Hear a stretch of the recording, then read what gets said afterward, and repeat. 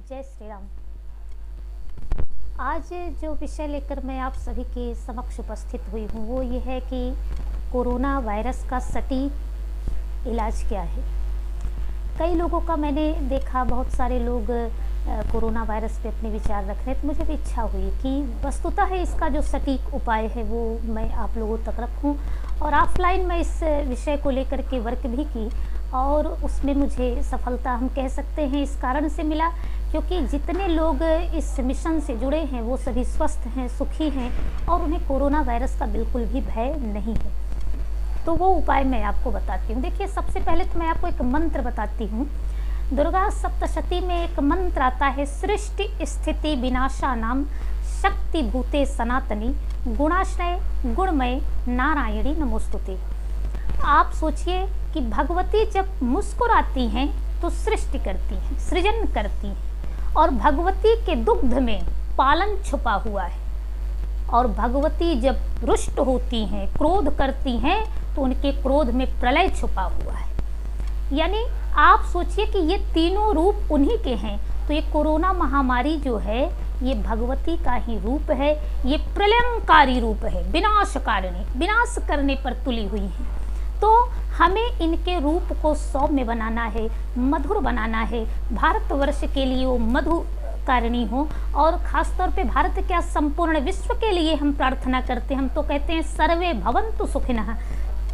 हम तो अपनी प्रार्थना में सभी लोग सुखी हों, सभी लोग निरोगी हों, ऐसी प्रार्थना हम करते हैं। हमारी संस्कृति ऐसी है, तो निश्चित हम सभी को इसमें प्रयत्न करना चाहिए।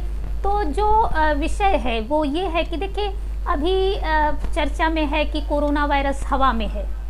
तो कोरोना वायरस हवा में है तो हवा में चीज़ें कैसे विनष्ट होती हैं। कोई अगर घातक चीज़ें हवा में तैर रही हों तो उसे हम कैसे नष्ट करते रहे हैं प्राचीन काल से, वो विधान लेकर मैं आप सभी के समक्ष उपस्थित हूँ। वो डबल मास्क बांधने से आपको सुरक्षित नहीं करेगा।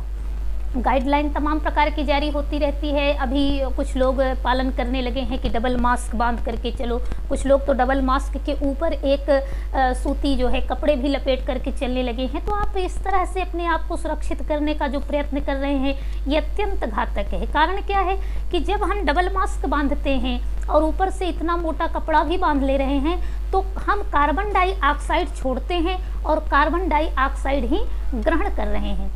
आप सोचिए कि ये श्वसन क्रिया के लिए कितना घातक है। जिस वायुमंडल में हम बैठकर प्रकृति की गोद में बैठ करके हम प्राणायाम करते रहे हैं, हम अनुलोम विलोम करते हैं, तमाम प्रकार के प्राणायाम, भस्त्रिका आदि जो भी श्वसन से संबंधित हम प्राणायाम करते हैं, प्रकृति की गोद में बैठकर करते रहे हैं। इससे हमें शुद्ध जो वायु है वो प्राप्त होती है, अशुद्ध वायु को हम छोड़ते हैं। तो आप सोचिए कि आज हम इसी प्रकृति से भय खाकर प्रकृति की जब सामने निकलते हैं तो डबल मास्क बांध करके निकलते हैं। ये बहुत ही भयावह स्थिति है। इससे हृदय से संबंधित तमाम प्रकार के विकार, रोग उत्पन्न हो सकते हैं। ऐसे में हमें इस महामारी से निपटने के लिए क्या करना चाहिए? तो दुर्गा सप्तशती में एक मंत्र है, ये मैं सनातन धर्मावलंबियों के लिए बता रही हूँ। जिनको सनातन धर्म में आस्था हो, जिनको सनातन धर्म के प्रति जिनका पूज्य पूजा भाव हो, वो इसको निश्चित अपना करके अपना जीवन सुखी कर सकते हो, चाहे किसी भी धर्म को मानने वाले लोग हों। क्योंकि सनातन किसी एक व्यक्ति का विषय नहीं है। हम संपूर्ण पृथ्वी को अपनी माँ मानते हैं और पृथ्वी पर उत्पन्न जितने, माने वो मनुष्य की तो बात छोड़िए, कोई भी प्राणी हो, कोई भी जीव है, जो भी इस पृथ्वी पर जीव जंतु हैं, वो सब हमारे भाई बंधु हैं। हम ऐसा भाव रखते हैं। सनातन धर्म किसी एक व्यक्ति का धर्म नहीं है। इसीलिए जिनको भी, सभी का इसके प्रति आदर होना चाहिए और जिनको भी आदर है, जो इसके प्रति पूज्य पूजा भाव रखते हैं, उनके लिए मैं यह विषय लेकर उपस्थित हुई हूँ कि आप कोरोना वायरस से कैसे लड़ सकते हैं। तो दुर्गा सप्तशती का जब हम अर्गला स्तोत्र का पाठ करते हैं तो एक मंत्र आता है। कौन सा मंत्र है? देहि सौभाग्यम आरोग्यम देहि मे परमम सुखम रूपम देहि जयम देहि यशो देहि दिशो जहि। इस मंत्र को आप किसी भी अगर कोरोना वायरस से जूझ रहे व्यक्ति के कान में ये मंत्र आप पहुंचा दीजिए। वो इस मंत्र का जब अगर सैया पर पड़ा हो मृत्यु शैया पर पड़ा हो, जो है मृत्यु से जो है लड़ रहा हो, उस समय भी वो अगर मानसिक ये जप कर लेता है कि देहि सौभाग्यम आरोग्यम देहि में परमम सुखम रूपम देहि जयम देहि यशो देहि दिशो जय, तो आप निश्चित समझ लीजिए कि वो स्वस्थ हो जाएगा, सुखी हो जाएगा, उसके भीतर रोग प्रतिरोधक क्षमता विकसित हो जाएगी और भगवती का जो है महामारी रूप है उसके लिए सौम्य रूप धारण करेंगी भगवती, ऐसा विश्वास रखिए।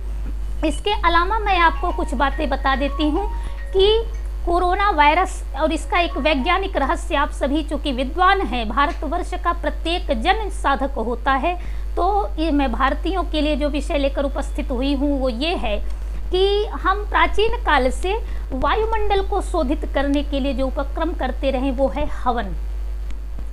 कोई भी आप देख लीजिएगा, आगे चल कर के मेडिकल भी इस बात को पुष्टि करेगा, तब आप लोग इसको अपनाएंगे।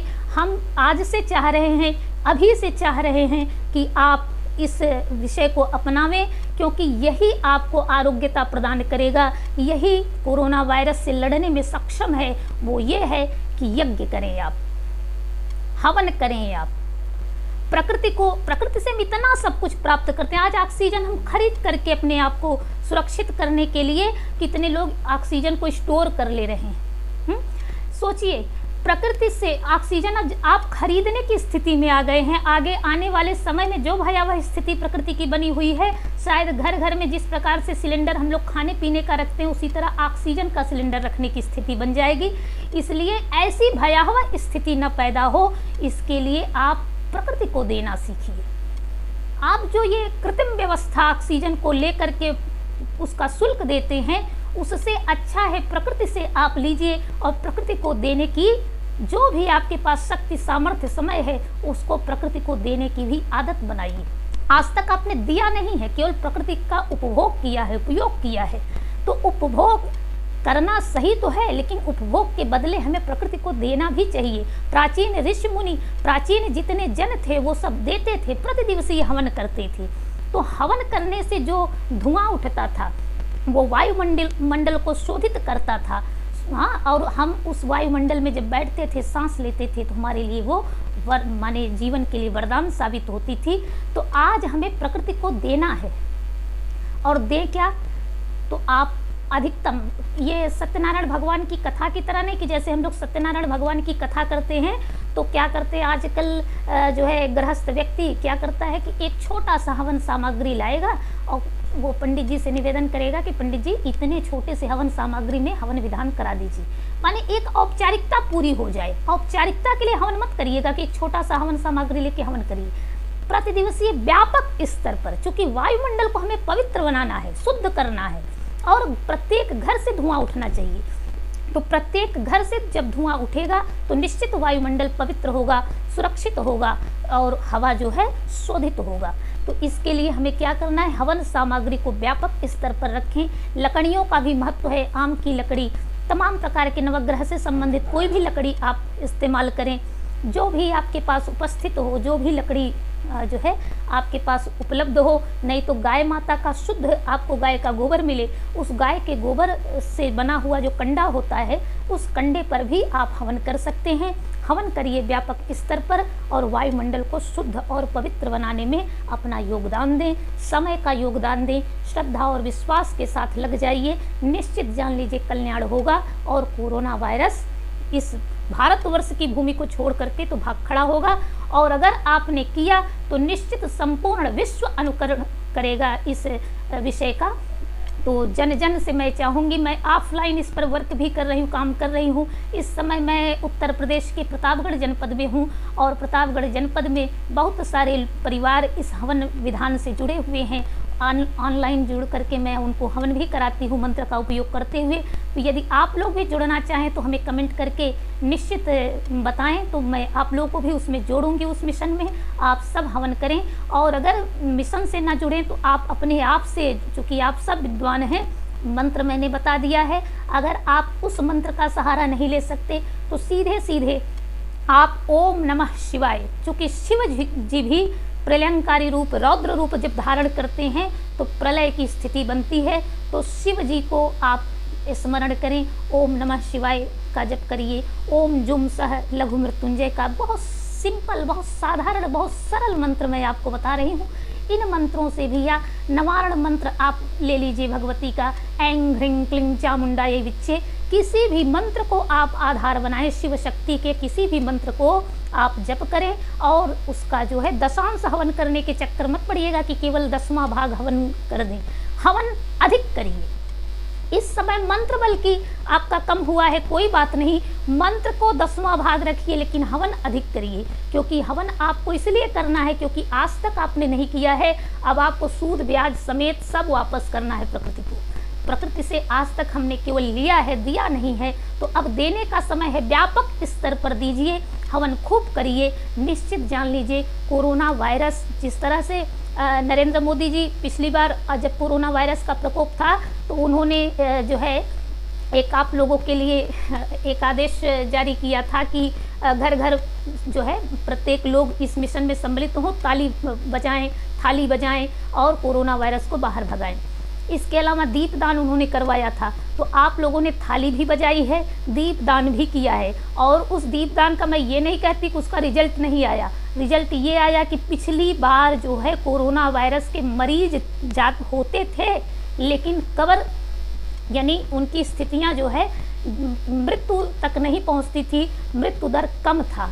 आज मृत्यु दर बढ़ा है, पिछली बार से इस बार मृत्यु दर बढ़ा है। अभी तो सरकारी रिकॉर्ड में जितने हैं वो मृत्यु तो आपको दिख ही रहे हैं। मेरे बहुत सारे परिचित लोग ऐसे मृत्यु को प्राप्त हो गए हैं जो हॉस्पिटल का चक्कर नहीं लगाए, लेकिन वो किसी विवाह समारोह में सम्मिलित होकर आए, अचानक से ख़त्म हो गए, बाद में उनका रिपोर्ट कोरोना पॉजिटिव आया। ऐसे तमाम बहुत सारी मृत्यु हमारे आसपास में हमको सुनाई दिया। तब मैंने सोचा कि नहीं, इस मिशन को घर घर को इस मिशन से जोड़ना चाहिए और मैंने यह हवन विधान का प्रारूप जो है बना करके अब सभी घर को हम जोड़ करके उनसे करवा रहे हैं।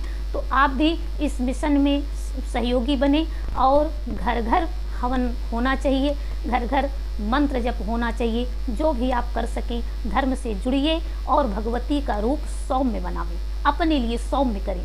इसका एक उदाहरण मैं आपको देती हूँ, कि दृष्टांत देती हूँ। एक चिकनगुनिया करके हम शहरों में एक रोग से परिचित है ना, छोटे छोटे लाल दाने निकल आते हैं शरीर पे। इसको आज भी गांव में माता जी के नाम से जाना जाता है।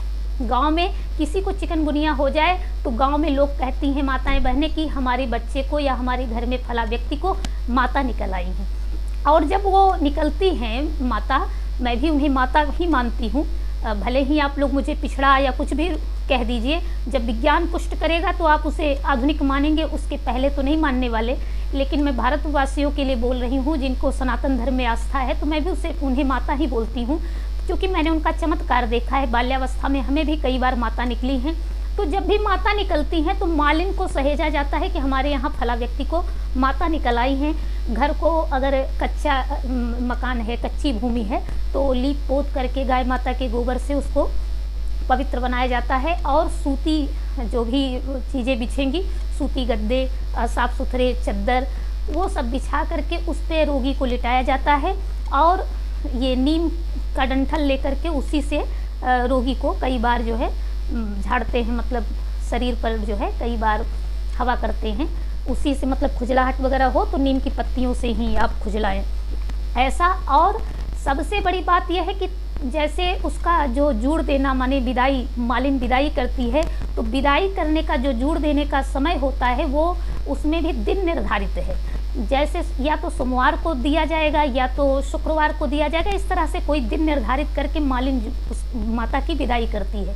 और आप यकीन जानिए कि किसी को 3 दिन तक चिकनगुनिया, 2 दिन हुआ हो, तीसरे दिन सोमवार पड़ रहा हो और सोमवार के दिन मालिन जब विदा करती है माता को, तो एकदम लाल लाल, मतलब एकदम जीवित, एकदम कायदे के दाने दिखते रहते हैं शरीर पे। लेकिन जैसे ही वो माता की विदाई करती है दाने मुरझा जाते हैं, दाने शरीर से गायब होने लगते हैं।